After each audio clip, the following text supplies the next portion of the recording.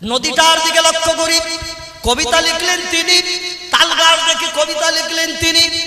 এই রবীন্দ্রনাথ ঠাকুরের বাড়ি দুতলা বিল্ডিং, শিলাইদহ কুটিবাড়ি, কুষ্টিয়া জেলার রাজবাড়ি মোড় থেকে, যেখানে একটা প্লেন তৈরি করা রয়েছে স্ট্রাকচার করে। প্লেনের থেকে বাম দিকে 16 কিলোমিটার যাবেন, 7-8 কিলোমিটার যাওয়ার পরে একজন বিখ্যাত সাহিত্যিকের বাড়ি পাবেন। লোকটির নাম হলো মীর মোশাররফ হোসেন। কি নাম? মীর মোশাররফ হোসেন। বিষাদ সিন্ধু লিখি পৃথিবীর মানুষকে পাগল বানিয়েছেন যিনি, কারবালার ইতিহাস লিখে যিনি মানুষকে পাগল বানিয়েছেন, লোকটির নাম মীর মোশাররফ হোসেন। তার বাড়িটাই রাস্তার একেবারে ডান পাশেই। সেখান থেকে একটু কিছু এগিয়ে গেলাম, ড্রাইভার বলে হুজুর এখানে আরেকজনের বাড়ি। আমি সব মাল কি এক জায়গায় নাকি? আনলি রবীন্দ্রনাথ ঠাকুরের বাড়ি দেখাতে, আর ঘন ঘন শুধু বলছি আরেকজনের বাড়ি, আরেকজনের বাড়ি। কে আছে? বলে এখানে বিখ্যাত ভাবুক কবি ঘুমিয়ে রয়েছে। লোকটির নাম হলো লালন ফকির। কি নাম? কি নাম? লালন ফকিরের গান আমাদের বুড়োর আগে শুনতো কিনা?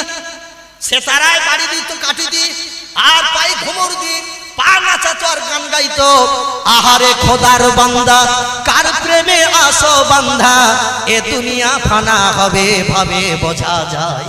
তুমি পাইয়া সুন্দরী নারী করিতেছো বাহাদুরি, মালকরপের পায়দা এসে একদিন বান্ধিবে তোমায়। আহারে খোদার বান্দা, কার প্রেমে আসো বান্ধা, এ দুনিয়া ফানা হবে ভাবে বোঝা যায়। কবিতাটাকে মিথ্যা লিখেছে নাকি? একেবারে বাস্তব সত্য। এখনো চলে যান সেখানে, লালন ফকিরের বাড়ির সামনে পাথরের ফলকে লেখা রয়েছে সব। আমি দাঁড়িয়ে দাঁড়িয়ে সব দেখলাম। জোরে বলুন একটু মারহাবা। ওখান থেকে আবার সামনে যেই দেখলাম টোল ট্যাক্স, নদীর আগে টোল ট্যাক্স। আমি বললাম কি রে হারা ড্রাইভার হাসান ভাই? বলে হুজুর নদী পেরিতে গেলে টোল দিতে হবে। আমি আগে বলিস নি কেন? শুধু পয়সা খরচ। বলে হুজুর 20 টাকা না দিলে ছাড়বে না।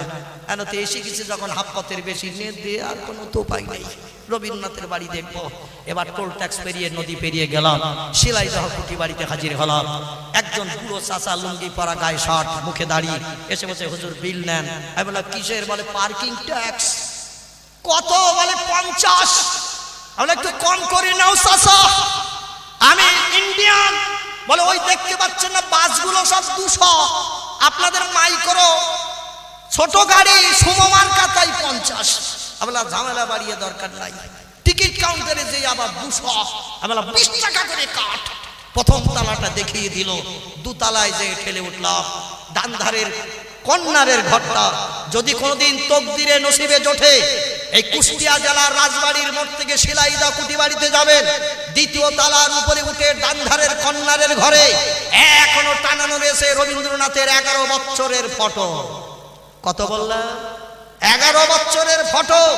মাথায় আছে এইরকম টুপি পরা, গায়ে আছে হাঁটুর নিচে লম্বা জামা। জোরে বলুন একটু মারহাবা। একটু জোরে বলা যাবে না মারহাবা?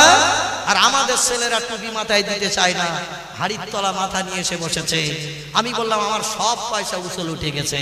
রবীন্দ্রনাথ বাংলাদেশে থাকতে মাথায় দিয়েছে টুপি, মুসলমান ছেলেদের সঙ্গে বন্ধুত্ব করে ঘুরে বেরিয়েছে, হাঁটুর নিচে লম্বা জামা, গায়ে দিয়ে পিকচারে দাঁড়িয়ে রয়েছে। আজও চলে যান, আগামীকাল যান, সেই খোদার কসম যদি মিথ্যা প্রমাণ পান, জীবন আর স্টেজে দাঁড়াবো না, স্টেজ আর জীবনে বলবো না, ওয়াজ আর জীবনে করবো না। বাংলাদেশে থাকতে নবীর 2টি সুন্নত পছন্দ করেছেন তিনি। বিশ্ব নবীর বাহ্যিক সুন্নত হলো 3টি। একটি হলো মাথার টুপি, 2 নম্বর মুখের দাড়ি, 3 নম্বর হাঁটুর নিচের লম্বা জামা। বাংলাদেশে বাল্যকালে মুসলিম ভাইদের সঙ্গে চলাফেরা করতে যে তিনিও টুপি মাথায় দিয়েছেন। টুপি মাথায় দেওয়া ফটোটা এখনো দেওয়ালের গায়ে ঠিক বুক সমান উঁচু জায়গায় পিকচারটা টানানো রয়েছে। তলায় লেখা রয়েছে 11-12 বছরের বাল্যকালের রবীন্দ্রনাথ। জোরে বলুন একটু মার। বাল্যকালে বিশ্বনবীর 2টি সুন্নত ভালোবেসেছে। একটি হলো টুপি, একটি হলো লম্বা জামা। একটা ছিল বাংলাদেশে পাখি। পাখি থাকার কারণ হলো বাল্যকালে ছেলেদের কি দাড়ি ওঠে নাকি? ওঠে নাকি? যখন প্রাপ্তবয়স্ক হয়ে যায়, 14, 16, 18 বছর বয়স যখন হয়, তখন দাড়ি উঠতে শুরু করে কিনা? আল্লাহ বলেন নারী আর পুরুষ 2টি জাতিকে ডিভাইডেড রাখার জন্য মেয়েদের গোপদাড়ি বিহীন করে রেখেছে, আর ছেলেদের আমি গোপদাড়ি দিয়েছি 2টি জাতি এক জায়গায় হয়ে যাতে ঝামেলা না পাকায়। ছেলেদের গোপদাড়ি দিয়েছি, মেয়েদের গোপদাড়ি বিহীন করেছে, যাতে দুটি জাতি একে অপরকে চিনতে সুবিধা পায়। আগুন আর মোমবাতি এক জায়গায় হয়ে যাতে ঝামেলা না বাঁধায়, এজন্য চেনার নমুনা দিয়ে দিয়েছে। জোরে বলুন একটু সুবহানাল্লাহ। এখন ছেলেরা আর দাড়ি রাখে না, মুখে গোপ তো আর নাই বললেই চলে। ঠিক বললাম না? ভুল বললাম? গোপও নেই, দাড়িও নেই। নবী বলছেন গোপগুলো ছোট ছোট করে কাটো, যাতে তোমার গালের ভিতরে গোপ না যায়, আর দাড়িটা একটু লম্বা করিও। এটা হলো আমার জীবন বিধান। জোরে বলুন সুবহানাল্লাহ। এবার বাংলায় যখন তার পিতৃপুরুষেরা চলে আসলো, ভারত স্বাধীন হওয়ার পর হিন্দুস্তান পাকিস্তান হয়ে গেল, ডিভাইডেড হয়ে গেল। পিতৃপুরুষেরা সুযোগ বুঝে ওপার থেকে, কুষ্টিয়া জেলা থেকে আমাদের পশ্চিম বাংলার জোড়াসাঁকো ঠাকুর বাড়িতে যখন আসলো বসবাসের জন্য, উনি তখন বয়সপ্রাপ্ত হয়ে গেলেন। নবীর একটা সুন্নত বাংলাদেশে ব্যবহার করতে যেটা বাকি ছিল, মরণের দিন পর্যন্ত সেটা ব্যবহার করেছে না করেনি? রবীন্দ্রনাথের মুখে দাড়ি আছে না নাই? যত জায়গা 3 রাস্তা 4 রাস্তার মোড় আছে, এখনো তার গায়ে হাঁটুর নিচে লম্বা জামা আছে না 60 মার্কা আছে? কি একটু হোহা করবেন তো নাকি? যেখানে আছেন তিনি স্ট্রাকচার ফটো নিন, এমন করে যেখানে রবীন্দ্রনাথ ঠাকুরের স্ট্যাচু বানানো আছে, প্রত্যেকটা জায়গায় দেখবেন তার গায়ে আছে হাঁটুর নিচে লম্বা জামা, আর মুখে আছে তার বুক জোড়া দাড়ি। আছে না নেই? কারণ বাল্যকালে দাড়ি ওঠেনি, তাই বাংলাদেশে দাড়ি রাখেনি। এপারে এসেছেন যখন তিনি, দাড়িটা যখন উঠে গেছে, জীবনে আর দাড়িতে খুরকেছি লাগায়নি। বিশ্ব রেকর্ড করার পর, নোবেল প্রাপ্ত হওয়ার পর, যে ঘরে বসে বসে বই লিখে বিশ্ব রেকর্ড করলো, সে ঘরটা এখনো সুন্দর করে সাজানো আছে। ওই শিলাই দহকুটি বাড়িতে সামনে বড় বড় করে লেখা আছে গীতাঞ্জলি হাউস। কি হাউস? গীতাঞ্জলি হাউস। যে গীতাঞ্জলি বইটা লিখে বিশ্ব রেকর্ড করেছিলেন তিনি, যেখানে বসে বসে লিখেছিলেন, পাশে আছে একটা বড় লম্বা পুকুর, প্রায় 3 বিঘার উপরে হবে পুকুরটা লম্বা। আবার নৌকা লাগানো আছে, তাতে বাচ্চারা ঘুরছে নৌকায় করে। পাশে আছে চতুর্দিকে সুন্দর ফুলের বাগান, আম গাছ আছে গোছা কয়েকটা তাদের প্রাচীরের ভিতরে। কারণ ওনার পিতৃপুরুষেরা বাংলাদেশে জমিদার ছিল, তাই বেশ অনেকটা জমি এরিয়া করে ওনাদের সেই পিতৃপুরুষদের বাড়ি এখনো সংরক্ষণ করে রেখেছে বাংলাদেশ সরকার। সেই গীতাঞ্জলি হাউস, যেখানে বসে বসে গীতাঞ্জলি কাব্য লিখে বিশ্ব রেকর্ড করলো, বিদেশিরা তার মগজের প্রশংসা করলো। চীনের মানুষেরা বলল, বাংলার একজন বাঙালি কবি, বাংলার একজন বাঙালি সাহিত্যিক, তিনি বিশ্ব রেকর্ড করেছেন, নোবেল প্রাপ্ত হয়েছেন উচ্চ শিক্ষিত বিদেশিদের কাছে। আমরা তাকে একটু দেখব, তার মুখের দুটো কথা শুনবো। নেমন্তন্ন হলো। বিশ্ব রেকর্ডের পর, নোবেল প্রাপ্ত হওয়ার পরে চীনের রাজধানী পিকিং এ গেল, স্টেজ বানিয়ে তাকে ওঠানো হলো। বাংলা ভাষায় বক্তব্য রেখেছিলেন তিনি, দোভাষী তার বক্তব্য চাইনিজ ভাষায় বলে জনগণকে খুশি করে দিয়েছিলেন। বক্তব্য রাখার পর স্টেজ থেকে যখন নেমে আসছেন তিনি, সাংবাদিকরা ঘেরাও করে ধরলেন তাকে। স্যার, গোটা 2 প্রশ্ন। উনি বললেন, এত সময় বক্তব্য রাখলাম, তোমাদের প্রশ্নের উত্তর কি এখনো হয়নি? বলে, না স্যার। বলে, তাহলে হোয়াট ইজ দ্য কোশ্চেন? কি প্রশ্ন বলো না? বলে, প্রশ্ন হলো এই, আপনি হিন্দু না মুসলমান, জৈন না খ্রিস্টান, শিখ না বৌদ্ধ, কোন ধর্মাবলম্বী? বললে একটু খুশি হয়। উনি বলছেন, আমার নাম কি শোনোনি? বাবার নাম কি তোমরা শোনোনি? বলে, তা স্যার শুনেছি। বলে, নাম শুনলেই তো বোঝা যায় হিন্দু ধর্মাবলম্বীদের ভিতরে সব থেকে শ্রেষ্ঠ জাতি যারা, আমরা হলাম তারা। আমরা হলাম ঠাকুর পরিবারের ছেলে। আজীবন কাল যারা মন্দিরে ব্রাহ্মণী করে, এদের বলা হয় ঠাকুর। আমি হলাম সেই ঠাকুর পরিবারের ছেলে। আমার নাম রবীন্দ্রনাথ ঠাকুর, বাবার নাম মহর্ষি দেবেন্দ্রনাথ ঠাকুর। আজন্মকাল পিতৃপুরুষেরা মন্দিরে পূজারী হিসাবে বিবেচিত। আমি সেই ঠাকুর বাড়ির ছেলে। বলে, স্যার, আপনার নাম শুনে বুঝি আপনি ঠাকুর বাড়ির ছেলে, ধর্মীয় যাজকদের ঘরের ছেলে, কিন্তু আপনার চেহারার দিকে যখন তাকাই, তখন মনে হয় আপনি মেজে হুজুর মার্কা আছেন। কি হুজুর? মেজে হুজুর মার্কা আছেন। বলে, ব্যাপারটা তো বুঝলাম না। বলে, আপনাদের ধর্মগ্রন্থ বেদে, পুরাণে, গীতায়, ভগবতে, রামায়ণে, মহাভারতে কি লেখা আছে নাকি মুখে দাড়ি রাখতে হবে, হাঁটুর নিচে লম্বা জামা গায়ে দিতে হবে? আপনাদের ধর্মীয় পোশাক হলো একটা ধুতি, গেরুয়া রঙের ধুতি গায়ে পরিধান করা, একটা গেরুয়া রঙের ধুতি পরনে পরিধান করা, কাঁধে থাকবে একটা পৈতা, ডান হাতে থাকবে ত্রিশূল, বাম হাতে থাকবে গাড়ু। এটাই তো ব্রাহ্মণদের নিদর্শন পৃথিবীতে আমরা দেখে। কিন্তু আপনার তো একটাও পাচ্ছি না। গেরুয়া বসন নাই, কাঁধে পৈতা নাই, ডান হাতে ত্রিশূল নাই, বাম হাতে গাড়ু নাই, আছে হাঁটুর নিচে লম্বা জামা, আবার বুকে আছে দাড়ি ভরা। এটা কোথায় পেলেন একটু বলুন? চীনের মানুষ কি শিক্ষায় কম নাকি? ওরা শিক্ষায় উচ্চ শিক্ষিত। পৃথিবীতে যত দেশ যা কিছু নতুন জিনিস বানায় 200 মাসের ভিতরে চীন আবার নকল করিয়ে দেয়, ঠিক না বল? চীনের নকল পৃথিবীতে ফার্স্ট। দুনিয়ায় আর একটা দেশ নকল বানায়, তার নাম হলো ভারত। বিদেশিরা যদি কিছু প্রোডাকশন দেয়, ভারতের বিজ্ঞানীরা দেখলেই তার নকল বানায়। এই চীন আর ভারতের নকল পৃথিবীর সব দেশে গেলেই পাওয়া যায়। আমি 3 বার সৌদিতে গেলাম, মাল কিনতে যেয়ে দেখি সব চীন আর ভারতের মাল। আমাদের দেশের প্রিন্স অশোক বেলেট থেকে শুরু করি, খেলনা পুতুল টুতুল যা কিছু সব ভারত আর চীনের মাল। অরিজিনাল জাপান হংকং আর খুঁজে পাওয়া যায় না। হাজিরা ঘুরে ঘুরে হয়রান হয়ে যায়, নকল এখন সেই গেছে। এই চীনের দেশের শিক্ষিতরা পৃথিবীতে নকল বানিয়ে দুনিয়াকে পাগল বানিয়ে দিয়েছে। এই চাইনিজরা প্রশ্ন করলাম, আপনার মুখে দাঁড়িয়ে হাঁটুর নিচে লম্বা জামা, এটা কোথায় পেলেন একটু বলুন?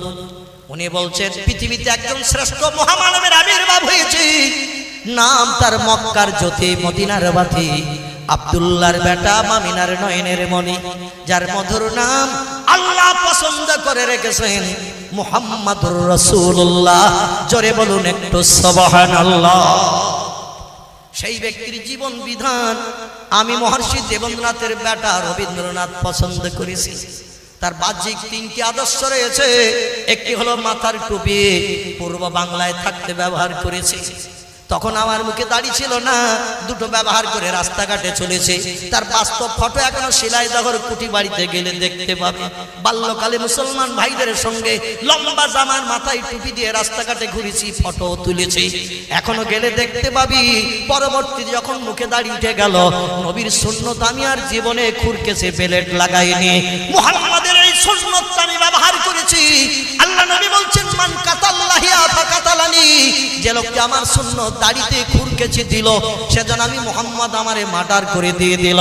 যে লোকটি আমারে মার্ডার করলো, ফালাইসা মিন্নি মিন ইয়াউমিল কিয়ামাত, হাসরের মাঠে তার সঙ্গে আমার কোনো সম্পর্ক থাকবে না। সে আমার কেউ না, আমি তার কেউ না। একটু চিল্লায়ে বলা যাবে কি নাউজুবিল্লাহ? একটু জোরে বলা যাবে না নাউজুবিল্লাহ? তবে ফতুলপুরের ছেলেরা এরা 2-4 দিন একটু বেশি বেশি করে ভোর রাতে কেঁদেছে আল্লাহর কাছে, আল্লাহ মুমিনার আমিনার মতো রেখে জীবনে যেন দাড়ি টাড়ি ওঠে না, গোপটপ যেন আর না গজায়। এরা একটু কেঁদেছে আল্লাহর কাছে বেশি বেশি, যার কারণে আল্লাহ এদের মুখে গোপও দেয় না, দাড়িও দেয় না। মুমিনা আমিনার মুখটা যেমন, মিন্টু আর পিন্টু ঝন্টুর মুখটাও দেখতে তেমন। জোরে বলুন একটু নাউজুবিল্লাহ। বন্ধুর বোনের বিয়ের যদি নেমন্তন্ন হয়, 2 দিন আগে গোপার দাড়ি কেটে এসেছে, হঠাৎ মনোরঞ্জন এসে বলছে আগামীকাল আমার বোনের বিয়ে, হঠাৎ ধরা বিয়ে, তোমার হাজির হওয়া চাই। বলে তোমার বোনের বিয়ে আর যাবো না, তা হতে পারে? বলে তাহলে নিমন্ত্রণ নিচ্ছ? বলে অবশ্যই। ভোরবেলা সেলুনের দোকান খুলিনি, ওর দরজার ধাপে বাড়ি মারতেছে। বলে কি খবর? বলে 8টায় অ্যাটেন্ড করতে হবে, বন্ধুর বোনের বিয়ে। বলে কি খবর? বলে তাড়াতাড়ি খোল, গোপ দাড়িটা একটু টেনে দে। বলে তুমি 2 দিন আগে এসেছিলে না? বলে এসেছিলাম, কেটে গেছে, আবার একটু কালো গোড়া বেরিয়েছে। এই কালো গোড়াটা যদি টেনে না যায়, লাল হলুদের আনাগোনা হবে বিয়ে বাড়িতে অধিকাংশ। আর আমার মুখের দিকে যদি তাকায় আর কালো গোড়া দেখলে তো কেউ চয়েস করবে না, এজন্য টেনে একেবারে সাপ্পা করে দেয়। দোকানদার বলে আল্লাহ ঘন ঘন বিয়ের নেমন্তন্ন হোক, আমার চলতে অসুবিধা হবে না। কারণ 20-25 দিন পরে পরে অনেকে কাটতে আসে। আরে বন্ধুর বোনের বিয়ের নেমন্তন্ন 2 দিন পরে এসেছে, এইভাবে ঘন ঘন বিয়ের নেমন্তন্ন হোক, তাহলে ওদেরও চলবে আমাদেরও চলবে। 2 দিন হয়ে গেছে, বন্ধুর বোনের নেমন্তন্ন অ্যাটেন্ড করতে আবার গোপদাড়িটা টানতে গেল। এদের যদি একটু বলেন হাত দুটো একটু ওসা করো, বগলের তলাটা দেখি, দেখবেন বগলের তলায় সুন্দরবনের গোল বাগান ভর্তি। বগলের তলায় আছে সুন্দরবনের গোল বাগান। যদি বলেন নাভির নিচে যাই কি আছে একটু দেখ, বলবে মরিচ সাপের কেওড়া বাগান। চিংড়ি চিড়িয়াখানার কেওড়া বাগানে ভরা। উকুন বলে মাথায় আর থাকবো না, ওখানে মাঝে মাঝে চিরুনি দেয়, ঝামেলা হয়, যেখানে চিরুনি না যায় নিশ্চিন্তে বাস করব। তাই উকুন রাতের বেলা সুযোগ বুঝে মাথার থেকে নামতে নামতে নাভির নিচে এসে হাজির হয়েছে, এখানে নিশ্চিন্তে বাস করছে নাভির নিচে। সুন্দরবনের কেওড়া বাগানে এসে এখন উকুন বসবাস চালাচ্ছে। আল্লাহ নবী বলছেন 41 দিনের বেশি তোমার বগলের তলার লোম, নাভির নিচের লোম 41 দিনের বেশি যদি রয়ে যায়, আর ওই লোকটারে যদি আবে কৌসরের নহরে 17 বার ডুব দিয়ে উঠানো হয়, ওর দেহ পাক হবে না, ওর দেহ থাকবে নাপাক। নাপাক দেহের কোন ইবাদত আল্লাহর দরবারে কবুল হবে না। জোরে বলুন একটু নাউজুবিল্লাহ। একটু জোরে বলা যাবে না নাউজুবিল্লাহ? আজকের মাসের পরে মাস আমাদের বগলের তলার লোম, নাভির নিচের লোমগুলো কেওড়া বাগান আর গোল বাগানে ভরে রয়েছে। যেগুলো নবী রাখতে বলেছেন পুরুষ হিসাবে বিবেচিত হওয়ার জন্য, সেগুলোর জলাঞ্জলি দিয়েছি। আমরা হলাম মুসলমান। জোরে বলুন একটু নাউজুবিল্লাহ। মহর্ষি দেবেন্দ্রনাথ ঠাকুর বললেন, স্রষ্টা নিয়েছে দায়িত্ব সন্তানাদি লালন পালনের, খাওয়া দাওয়ার। আমি কেন ওদের চিন্তা করে রাতের ঘুম কামাই করব? তাই তিনি চাষ করেছেন স্ত্রীকে ফসল দিতে দিতে 15 নম্বরে রবীন্দ্রনাথ পৃথিবীতে জন্ম নিয়েছে। বাপ ও মায়ের প্রোটেকশন। একটু জোরে বলুন মারহাবা। একটু জোরে বলা যাবে না মারহাবা? বাবা মায়ের 15 নম্বরের প্রোটেকশন বিশ্বকবি রবীন্দ্রনাথ। আর আমরা একটার থেকে দুটি, তার বেশি আর বাচ্চা নিতে চাই না। ভবিষ্যতে খেতে দিতে পারবো না, লেখাপড়া শেখাতে পারবো না, ঘর বাঁধতে পারবো না, বিয়ে দিতে যে কাল বৈশাখের মেঘ মাথায় এসে জমবে, ঝামেলার দরকার নয়, ভেজে ফেলে নিয়ে অপারেশন চালাই। চিল্লাই বলুন নাউজুবিল্লাহ। আল্লাহ বলছেন না খেয়ে কেউ মরে না, যা মরে সব খেয়েই মরে। পৃথিবীতে আমি হাজার হাজার নজির দেখিয়েছি। অতএব তোমাদের সন্তানাদি যদি বেশি হয়, তারা আমার ইবাদত করবে, আমার দুনিয়া বানানো সার্থক হবে। আর আমি আল্লাহ, আমার দুনিয়া বানানো যদি সার্থক হয়, আমার রহমতের দরজা সব তোমাদের জন্য খুলে দেওয়া হবে। তোমরা পৃথিবীতে পাবে শান্তি, পরকালে পাবে মুক্তি। জোরে বলুন একটু আমিন। একটু জোরে বলুন আল্লাহুম্মা আমিন। এজন্য আমি অনুরোধ করব, প্রাণ ভরে উচ্চ রবে দরুদ শরীফ। আল্লাহুম্মা সাল্লি আলা সাইয়্যিদিনা মাওলানা মুহাম্মদ ওয়া আলা আলি সাইয়্যিদিনা মাওলানা। কেহ বা তোমায় পাগল বলে, কেহ বা তোমায় পাগল বলে, কেহ বা বলে জাদুঘর। আল্লাহ বলেন প্রিয় হাবিব, তুমি আমার পয়গম্বর। আল্লাহুম্মা সাল্লি আলা সাইয়্যিদিনা মাওলানা মুহাম্মদ ওয়া আলা আলি সাইয়্যিদিনা মাওলানা মুহাম্মদ। সংক্ষেপ আলোচনা। দেখতে দেখতে 1 ঘন্টা 35 মিনিট মতো হয়েছে। আমি 7:30 পর্যন্ত থাকবো বলেছিলাম ভাইদের কাছে। আমাকে একটু এখান থেকে যেতে হয় আমার প্রথম দাওয়াত, যেটা সেই গাদামারা বাজার, আবাল সিদ্ধি গাদামারা বাজার। 9টায় আমার টাইম আছে, সেখানে লম্বা পথ যেতে হবে। আমি আর 2-5 মিনিট আরো বাড়তি আলোচনা করছি। পরবর্তী বক্তাকে নিয়ে আসার জন্য আমি কর্তৃপক্ষদের কাছে অনুরোধ রাখছি, আল্লাহ সময় সুযোগ দিলে অন্য সভা আবার একটু বাড়তি লম্বা আলোচনা করব। ভাইরা আমার, বর্তমান 21 শতাব্দীর যুগ।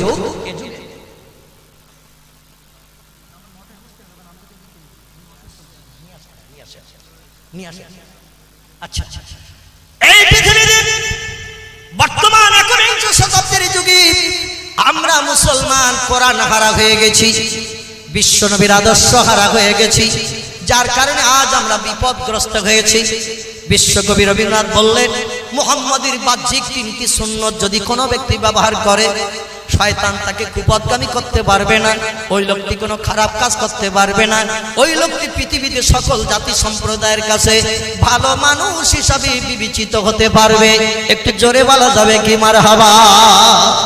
তাকে বলা হলো কেন? উনি বললেন কারো মাথায় যদি টুপি লাগানো হয়, কারো মাথায় যদি টুপি লাগানো হয়, আঠা দিয়ে যদি মুখে দাড়ি লাগানো হয়, হাঁটুর নিচে লম্বা জামা যদি তার পরিয়ে দেয়া হয়, কোন একটা যুবক ছেলেকে পরিয়ে দিয়ে যদি বলা হয় মদের দোকানে লাইন দিয়ে 3 গ্লাস কিনে নিয়ে এসো আমরা খাবো, মাথায় তার টুপি, মুখে তার আঠা দিয়ে দাড়ি লাগানো হয়েছে অরিজিনাল মার্কা মতো, হাঁটুর নিচে মৌলবীর কাছ থেকে জামা কালেকশন করে পরানো হয়েছে, এর যদি বলা হয় মদের দোকানে লাইন দিয়ে 2 গ্লাস 3 গ্লাস কিনে আনো, যাবে নাকি? কেউ যাবে নাকি? নবীর আদর্শ এমন একটি জিনিস, ওই লোকটি মদের দোকানে লাইন দিতে যেতে পারবে না। কারো মাথায় যদি টুপি পরানো হয়, মুখে যদি আঠা দিয়ে অরিজিনাল মার্কা দাড়ি লাগানো হয়, হাঁটুর নিচে লম্বা জামা যদি গায়ে পরানো হয়, পরিয়ে যদি বলা হয় সিনেমার কাউন্টারে লাইন দিয়ে খানসারের টিকিট কেটে আনো, কেউ যাবে? মৌলবী যদি লাইনে দাঁড়ায়, যুবকেরা কিনের গুতো মারবে না? মারবে না? বলবে আমরা তাই টিকিট পাই না, তাতে মৌল সাহেব এসে দাঁড়িয়েছে, ওর কিনের গুতো মার সাইড করে দে, হিট করা ফিল্ম যাতে আমাদের দেখতে সুবিধা হয়। ঠিক না? মৌলবীর এমন ঠাট্টা বিদ্রুপ যুবকেরা করবে, ও বন্ধুগণ মাথা নিচু করে লাইন থেকে বেরিয়ে যাওয়া ছাড়া উপায় হবে না।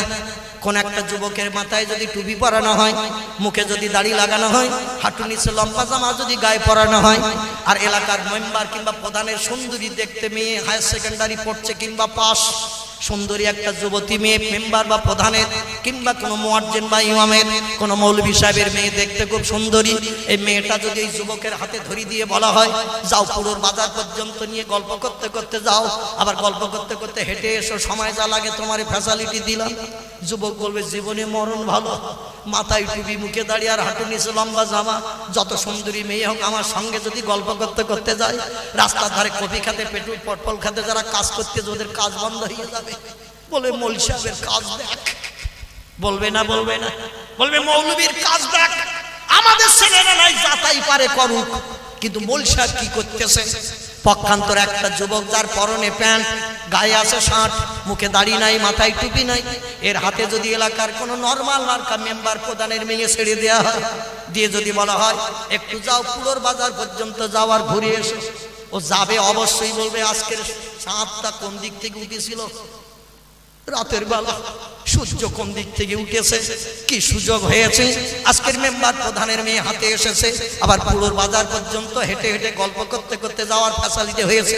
ও বলে বাজার পর্যন্ত যদি যেতে পারি, ওখান থেকে ধরবো বাস, আর কাটিয়াট হয়ে তেতুলিয়া ব্রিজ হয়ে সোজা যাবো গো টু দীঘা। কোথায়? চলে যাবো দীঘা, সমুদ্র সৈকতে নামবো, হলডুম খেলবো, মেম্বারের মেয়ে নিয়ে কলিজা ঠান্ডা করবো, 21 দিনের মাথায় বাড়ি ফেরবো, কলকাতার বড় মসজিদ জামে মসজিদের ইমামের কাছ থেকে 1 হাত 2 হাত করে বাড়ি আসবো। জোরে বলুন একটু নাউজুবিল্লাহ। সুযোগ যখন পেয়েছি সদ্ব্যবহার করব। আল্লাহর নবী বলছেন আমার জীবন বিধান যদি কারো জীবনের সঙ্গে প্রতিফলিত হয়, ইবলিস শয়তান তাকে কোনো খারাপ কাজে নিয়ে যেতে পারবে না।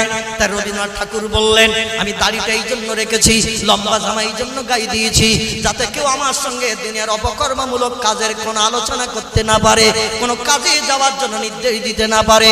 এই টুপি দাড়ি আর লম্বা জামা যে লোকটি ব্যবহার করবে, এ লোকটি পৃথিবীতে ভালো মানুষ হিসাবে বিবেচিত হতে সুবিধা পাবে।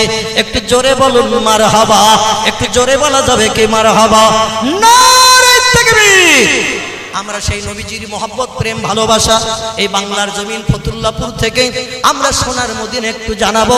বিশ্ব নবীর শাফাত হাসরের মাটি আমাদের প্রত্যেকের লাগবে না লাগবে না? নবীজির শাফাত যদি লাগে, নবীর নামে আমরা একটু প্রাণ ভরে সালাম পেশ করব। সকলে একটু দাঁড়িয়ে যান। ইয়া নবী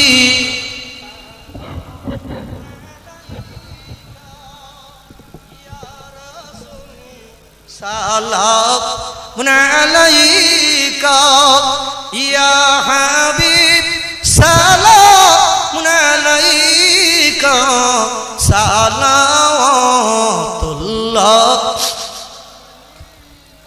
নবীজির আব্বা আব্দুল্লাহ, রাসূলুল্লাহ আম্মা আমিনা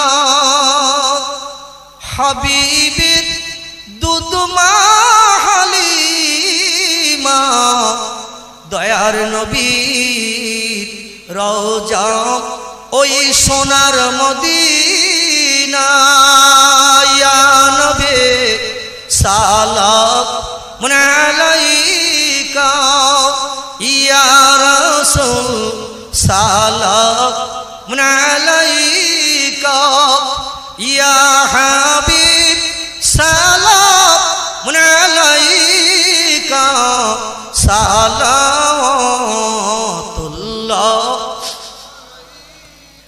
ইয়া মুহাম্মদ সাল্লাল্লাহু সাল্লাম নামে পিয়ারা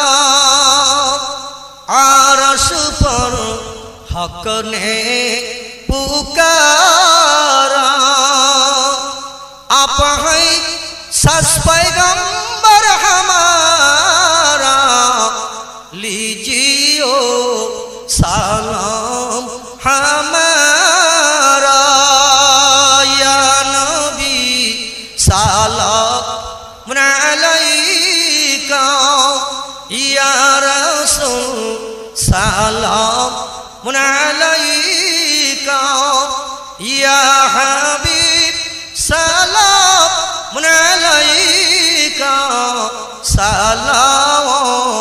सलावतुल्लाह रसूल अल्लाह चलें जे पथे काटा बिछाए उम्मे जामिल से पथे फोटे ना ओई पथेर काटा जिबिराइल दाना बिछातेन जे था या नबी सलाम अलैका या रसूल सलाम अलैका या हबीब सलाम अलैका सलावतुल्लाह अलैका सकले बसे पड़ो या रब्बे सल्लल्लाहु अलैहि वसल्लम আপনারা একটু এগিয়ে বসবেন সকলে একটু এগিয়ে বসেন পিছনে একটু জায়গা দিন আপনারা একটু এগিয়ে বসেন বালাগাল উলা বিকামালিহি কাশাফাত তুজা বিজামালিহি হাসনাতু জামিউ খিসালিহি সাল্লু আলাইহি ওয়া আলিহি আলহামদুলিল্লাহ আসলে আমি আপনাদের নিয়ে ছোট ছোট করে একটা দোয়া করব সকলে আমার সঙ্গে হাত উঠান আল্লাহুম্মা আমিন اللهم اغفر لحينا وميتنا وشاهدنا وغائبنا وصغيرنا وكبيرنا وذكرنا وانثانا رب العالمين পবিত্র রবিউল সানি মাস পিরানে পীর দস্তগীর মহিউদ্দিন আব্দুল কাদের জিলানী রাহমাতুল্লাহ আলাইহির ওফাত মাস আল্লাহ একেবারে কাছাকাছি দিন ও রাত কিনি আমরা ভিক্ষুক সেজে দোকানে হাত তুলেছি আমাদের হাতগুলোকে খালি ফিরাবেন না আপনার নবীর ওসিলা করে পিরানে পীর দস্তগীর মহিউদ্দিন আব্দুল কাদের জিলানী হুজুরের ওসিলা করে আমাদের হাতগুলো কবুল করুন তামামুল কুলের শিরোমণি যিনি আল্লাহ তার ওসিলা করে হাতগুলো কবুল করুন আয় আল্লাহ আপনি কুদরতি নজরে বান্দা বান্দীদের দিকে ফিরে তাকান এই কোরআনী মজলিস উপলক্ষ করে রহমতের দরজা খুলে দিন সারা জীবনে যত ত্রুটি বিচ্যুত অপরাধ আমরা করেছি আপনার সাত্তাল নামের ওসিলা করি আমাদের জীবনের সকল অপরাধকে ক্ষমা করুন আয় আল্লাহ আপনার হাবিবকে আমরা চোখে দেখতে পাই নাই নবীজির সঙ্গে মদিনার দেশে সাহাবীদের মতো ঘুরে বেড়াতে পারি নাই 4000 মাইল দূরে নবীজি কবরস্থ হয়ে আছেন আমরা বাংলায় পড়ে কাউ কাউ করি আল্লাহ অন্তত একটা দিন স্বপ্ন যোগে এই বাংলার সেরা বিছানায় ঘুমের ঘরে নবীজির চাঁদ মুখ নোরানি চেহারা সাহাবীদের মতো আমাদের একটা বার দেখার সুযোগ দেবে ওই দিন পর্যন্ত কবর আমাদের হালাল বানাবেন না যতদিন না পর্যন্ত নবীজির দিদার না হয় আমাদের মরণের দিন, জুমার দিন, জুমার রাত কিংবা রমজান মাস নসিব করবেন আল্লাহ। যদি তকদিরে না জোটে নবীজির ইন্তেকালের দিন সোমবার, আমাদের কাউকে যেন বঞ্চিত করবেন না।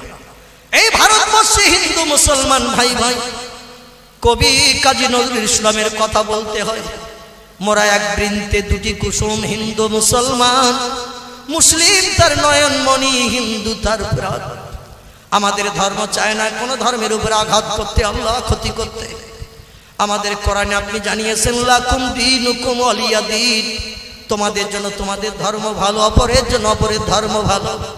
লা ইকরাহা ফিদ্দীন, ধর্মের উপরে কোনো জোর জবরদস্তি নাই। স্বেচ্ছায় যদি কোনো ব্যক্তি ধর্ম পরিবর্তন করে সেটা হলো তার ব্যক্তিগত ব্যাপার। হিন্দু মুসলমান আমরা কাঁধে কাঁধ মিলে এই দেশে ভাই ভাইয়ের মতো যাতে বসবাস করতে পারে আগামী দিন সে তৌফিক দিন আল্লাহ। আমাদের ভিতর থেকে হিংসা বিদ্বেষ দূর করে দিন। একই মাঠে চাষবাস, একই বাজারে বাজার করি আল্লাহ, একই চায়ের দোকানে বসে একই গ্লাসে আমরা অধিকাংশ চা খাই। আমাদের ভিতরে হিংসুকতা লেশমাত্র যাতে না থাকে আল্লাহ সে তৌফিক আপনি দান করুন। পৃথিবীর যত দেশে মুসলমানেরা বিপদে মুসিবতে আছে আপনার কুদরতি সাহারা মুসলমানদের জন্য দান করুন। আপনার কোরআনের আইন মোতাবেক, নবীর আদর্শ মোতাবেক বিশ্বসেরা মুহাম্মদুর রাসূলুল্লাহ সাল্লাল্লাহু আলাইহি ওয়াসাল্লাম যে মহামানব সাব্যস্ত হয়েছে, আল্লাহ তার আদর্শ মোতাবেক আমাদের সকলকে সচ্চরিত্রবান মানুষ বনে চলার তৌফিক দান করুন। আমাদের আপনজন যারা নীরব নগরে কবরে আছে আল্লাহ জানি না কি কেমন হালাতে আছে, আপনার হাবিবের ওসিলা করে, বড় বিশ্বাসের ওসিলা করে সকলের কবরের আযাব বন্ধ করে দিন। কিয়ামত পর্যন্ত কবরগুলোকে বেহেশতের বাগান বানিয়ে দিন। আমাদের কলিজার টুকরো সন্তান যাদের দিয়েছেন গো আল্লাহ, আমাদের ছেলে মেয়েদের দিয়ে ভবিষ্যৎ আমাদের মান সম্মান ইজ্জতকে নষ্ট করাবে না। আমাদের ছেলে মেয়েদের ব্রেন মগজকে একটু বেশি বেশি করে সাফ করে দিন। আলেমের পিতা হাফেজের পিতা, আলেমের মা হাফেজের মা হয়ে কিয়ামতের মাঠে স্বামী স্ত্রী নূরের টুপি মাথায় দিয়ে যেন হাজিরা দিতে পারে। আমাদের ছেলে মেয়ে যারা উচ্চ শিক্ষিত শিক্ষিতা হয়ে রাস্তায় রাস্তায় ঘুরে বেড়ায় চাকরির জন্য গো আল্লাহ, সকলের জন্য সত্তর উত্তম চাকরি নসিব করে দিন। সুবহান রাব্বিকা রাব্বিল ইজ্জাতি আম্মা ইয়াসিফুন ওয়া সালামুন আলাল মুরসালিন ওয়ালহামদুলিল্লাহি রাব্বিল আলামিন। বেহুরমতে হাজিহিল কালেমাতে তৈয়বা লা ইলাহা ইল্লাল্লাহ, লা ইলাহা ইল্লাল্লাহ, লা ইলাহা ইল্লাল্লাহ মুহাম্মাদুর রাসূলুল্লাহ। যারা দাঁড়িয়ে আছেন সকলে ভিতরে ঢুকে যান, ভিতরে ঢুকে বসে পড়েন। পরবর্তী বক্তা আসেন। এখন সন্ধ্যার রাত, আপনারা কেউ ওঠাউঠি করবেন না। যাদের খুব প্রয়োজন কাজায় হাজাত পেশাবের দরকার আছে তারা কেবল উঠবেন, তাছাড়া আর কেউ উঠবেন না। সকলে বসে পড়ুন এবং প্রাণ ভরে মহব্বতে দরুদ শরীফ আল্লাহুম্মা সাল্লি